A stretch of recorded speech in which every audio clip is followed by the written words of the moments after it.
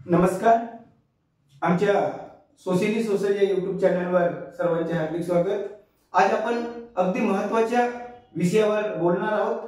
नीटच्या grace मार्क्सची फेरतपासणी आणि फेरतपासणी सोबतच फेर परीक्षेचे काय. सर, नीट यूजी 2024 मध्ये प्रविष्ट झालेल्या सर्व विद्यार्थ्यांच्या आणि त्यांच्या पालकांच्या आताच्या घडीचा सर्वात जिव्हाळ्याचा नाही तर अगदी उत्सुकतेचा हा प्रश्न आहे, ज्यामुळे कितीतरी वर्षापासून विद्यार्थ्यांनी एक मेहनत घेतलेली आहे, पण कुठं ना कुठं एनटीएच्या धांदलीमुळे किंवा काही ज्या गैरकृत्य करणाऱ्या ज्या संघटना तर म्हणता येणार नाही, पण गैरकृत्य करणाऱ्या ज्या काही ग्रुप्स आहेत त्यांच्यामुळे हा सर्वात चिंतेचा विषय आज संपूर्ण महाराष्ट्रातच नव्हे तर संपूर्ण देशात, ज्यामध्ये आपण अगदी थोडक्यात पण आताच्या घडीची अपडेट काय आहे ते पाहणार आहोत. यावर्षी 1500हून अधिक विद्यार्थ्यांना ग्रेस मार्क्स मिळाले आहेत. किती विद्यार्थ्यांना पैकीच्या पैकी मार्क्स मिळाले, त्यानंतर एनटीएने यावर काय उपाययोजना केलेली आहे याविषयी आपण माहिती बघणार आहोत. नीट यूजी परीक्षा पुन्हा होईल का, यामध्ये कितीतरी पालक कितीतरी विद्यार्थी माननीय उच्च न्यायालय आणि सर्वोच्च न्यायालयामध्ये धाव घेत आहेत. त्याची सद्यस्थिती काय आहे, असे कोणते परीक्षा केंद्र आहेत ज्यांचे नाव आज संपूर्ण देशभर गाजत आहेत, ज्यांच्यामुळेच ही आजची परिस्थिती आहे ती निर्माण झालेली आहे. असे 6 परीक्षा केंद्रांचे नाव आपण इथं घेणार आहोत. आणि सर्वात शेवटी सर्वात महत्त्वाचे, अशा वेळी विद्यार्थ्यांनी काय करावे याविषयी आपण मार्गदर्शन करूया. तर विद्यार्थी मित्रांनो, पालक मित्रांनो, जर तुम्ही आमच्या चॅनलवर नवीन असाल तर आमच्या चॅनलला, यूट्यूब चॅनलला आताच सबस्क्राईब करा, बेल आयकॉनला प्रेस करा, जेणेकरून वेळेवेळेवर येणारी जी अपडेट माहिती आहे आम्ही ते तुमच्यापर्यंत पोहोचवू शकतो. तर 1500हून अधिक विद्यार्थ्यांना ग्रेस मार्क्स कोणत्या बाबींवर दिला, ऑलरेडी प्रेस रिलीज एनटीएने प्रकाशित केलेली आहे 6 जूनला.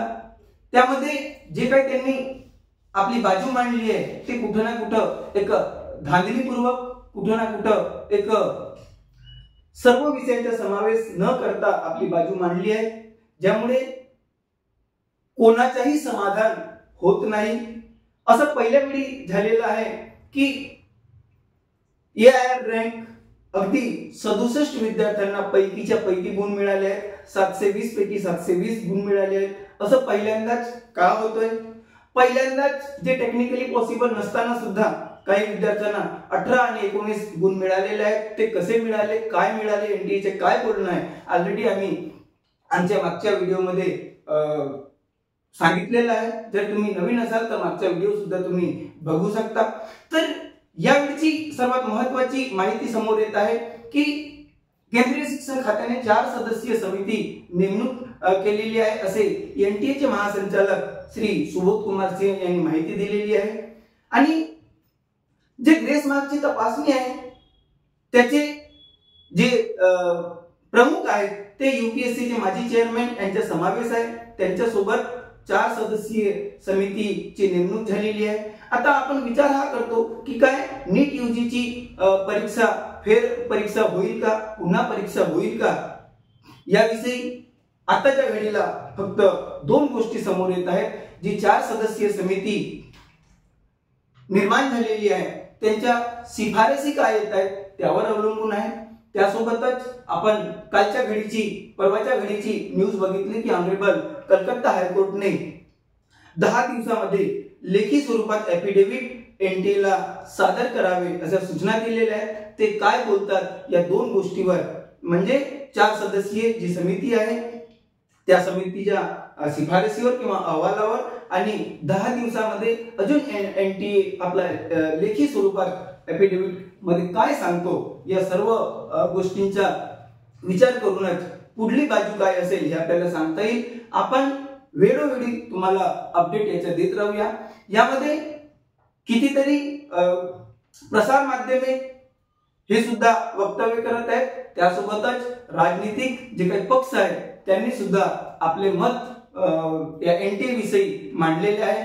माननीय सर्वोच्च न्यायालयाच्या देखरेखीखाली एसआयटी म्हणजे स्पेशल इन्व्हेस्टिगेशन टीम एक तयार व्हावी आणि त्यांच्या मार्फत सर्व ज्या काही घटनाक्रम आहेत त्यांची तपासणी व्हावी असे आप या राजकीय पक्षाने आपली बाजू मांडली आहे. तर काँग्रेस पक्षाचं तर हे म्हणणं आहे की पेपरफुटी तर झालीच आहे. तर हे सर्व जी धांदली झालेली आहे, देशातील 6 परीक्षा केंद्र ज्याच्यामध्ये टाइम कॉम्पेन्सेशन देण्यात आलेलं आहे, ग्रेस मार्क्स ज्यामध्ये अवॉर्ड केलेला आहे, असे 6 परीक्षा केंद्रांचे नावं आज सर्वांच्या समोर येत आहेत. यापेक्षाही जास्त नाव असू शकतात, पण ती ऑफिशियली आजपर्यंत आमच्याकडे उपलब्ध होऊ शकले नाही. पण ज्यांची नावे ऑफिशियली पब्लिश झालेली आहेत, समोर आलेली आहेत, असे 6 परीक्षा केंद्रे भारतातील एक मेघालय, हरियाणामधील बहादुरगड, छत्तीसगडचे 2 परीक्षा केंद्र आहेत, एक दंतेवाडा आणि दुसरा बलोद. गुजरात मधलं पण सुरत हे परीक्षा केंद्र ज्याच्यामध्ये या प्रकारचं ज्यादा काय म्हणतात वेळेच्या बंधन पाळल्यामुळे ग्रेस मार्कची पाळी आली आहे आणि त्यासोबतच चंदीगड असे 6 एकूण परीक्षा केंद्रे तयार झालेली आहेत. आता सर्वात शेवटचं आपण हे सांगूया की अशा परिस्थितीमध्ये विद्यार्थ्यांनी काय करावे. तर माझं असं वैयक्तिक मत आहे की विद्यार्थ्यांनी यावेळी फक्त वेट एंड वॉच हीच परिस्थिती आहे. काय होत आहे समोर, काय निर्णय होत आहे याचा फक्त वेट आणि वॉच करायचे आहे. त्यासोबतच माझं असं एक वैयक्तिक मत आहे, कारण की मी सुद्धा एक पालक आहे, विद्यार्थ्यांना रिस्टार्ट करायला किती प्रॉब्लेम होऊ शकतात, त्यांची मानसिकतेवर काय फरक पडू शकतो, परिणाम होऊ शकतो याची मला जाणीव आहे. तरी पण मला माझं असं वैयक्तिक मत आहे की विद्यार्थ्यांनी रिस्टार्ट कुठं ना कुठं स्टार्ट करायला पाहिजे, सुरुवात करायला पाहिजे. कारण की गैरप्रकार जर समोर आला आणि सिद्ध होणार आहे, कारण की भरपूर काही गोष्टी इथं आहेत, तर चान्सेस जास्त आहेत. तर फेर परीक्षा सुद्धा जवळजवळ जुलैमध्ये होऊ शकते असं सर्वांचंच म्हणणं आहे, माझं पण वैयक्तिक मत आहे. तर विद्यार्थ्यांनी कुठं ना कुठं आपली जी तयारी आहे ती काही अंशी का होईना त्याला सुरुवात करावी. तुर्तास एवढेच. आज तुम्ही आमच्या चॅनलला नवीन असाल तर आमच्या सोशली YouTube चॅनलला सबस्क्राईब करा आणि आमच्या सोबत जुळत राहा. नमस्कार.